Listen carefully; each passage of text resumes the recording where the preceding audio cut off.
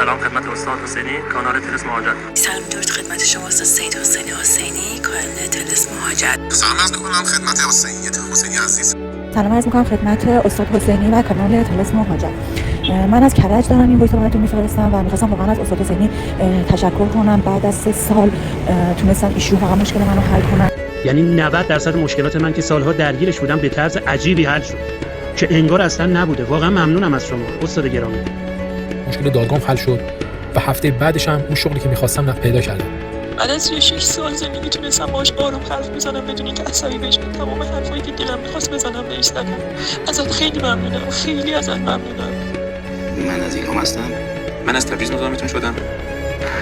بنده از شهر بندرعباس. من از سنندج مزاحمتون میشم. ما از مشهدی وایس براتون میفرستم. وقتتون بخیر.